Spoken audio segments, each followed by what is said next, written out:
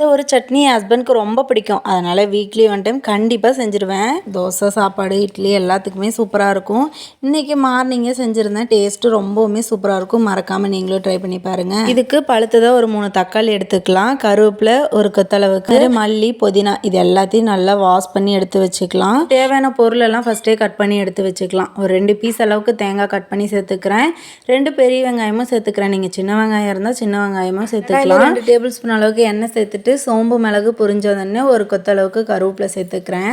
அதுவும் நல்லா பொரிஞ்சோடனே கட் பண்ணி வச்சுருக்க வெங்காயம், ஒரு துண்டு இஞ்சி, பூண்டு 4 பல் சேர்த்துட்டு நல்லா வணக்கி விட்டுட்டு லேஸ் பிங்க் வந்த உடனே நம்ம கடலைப்பருப்பு 1.5 ஸ்பூன், உளுந்து 1.5 ஸ்பூன் சேர்த்துக்கலாம். பண்ணி வச்சுருக்க தக்காளி சேர்த்துட்டு மல்லி, புதினா வாஷ் பண்ணி வச்சுருக்கிறது சேர்த்துக்கலாம்.